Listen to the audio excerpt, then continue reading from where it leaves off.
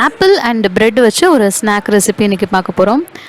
First வந்து ஆப்பிளை வந்து தோல் நல்லா சீவிட்டு சின்ன சின்னதாக கட் பண்ணி எடுத்துக்கோங்க. ஒரு பேனில் அந்த ஆப்பிளை சேர்த்துக்கலாம். அதுக்கு தேவையான உப்பு, கொஞ்சம் லெமன் ஜூஸ், இது வந்து பட்டைப்பொடி, சின்னமன் பொடி சொல்லுவோம்ல, அதை ஆட் பண்ணிக்கோங்க. இது வந்து ஆப்ஷனல் தான், பட் ஆப்பிளோட அந்த சின்னமன் ஃப்ளேவர் வந்து ரொம்ப நல்லாயிருக்கும். ஒரு 5 மினிட்ஸ் இதை நல்லா பரட்டி விடுங்க. இப்போ இதில் கொஞ்சம் சர்க்கரை சேர்த்துக்கிறேன். சர்க்கரைனா நான் நாட்டு சர்க்கரை சேர்க்குறேன். ஒரு 2 ஸ்பூன் உங்கள் ஸ்வீட்டுக்கு ஏற்ற மாதிரி நீங்கள் சேர்த்துக்கோங்க. இது சேர்த்தோன்னா தான் ஆப்பிள் இன்னும் நல்லா குக் ஆகும். ஒரு 5 நிமிஷத்துலேயே ஆப்பிள் பாருங்கள் இந்த மாதிரி நல்ல ஒரு திக் கிரேவி சாஸ் மாதிரி வந்துருச்சு. கடைசியாக இதை இறக்கிறதுக்கு முன்னாடி கொஞ்சம் நட்ஸ் வந்து இந்த மாதிரி பொடி பண்ணி போட்டுக்கோங்க. கேஷ்யூஸு, வால்நட்ஸு, பிஸ்தா, இல்லை வேர்க்கடலை, வறுத்த வேர்க்கடலை எது வேணால் சேர்த்துக்கலாம்.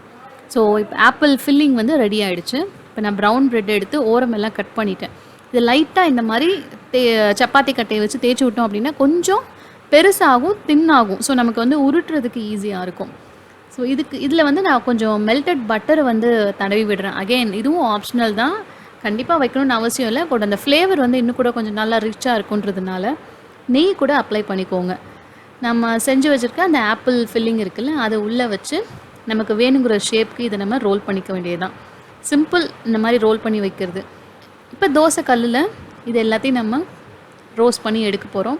ப்ரெட் டோஸ்ட் பண்ணுற மாதிரியே தான், 2 பக்கமும் நல்லா ப்ரௌன் ஆகிற மாதிரி பார்த்துக்கோங்க. நெய் இல்லைன்னா பட்டர் சேர்த்து டோஸ்ட் பண்ணி எடுத்துருங்க.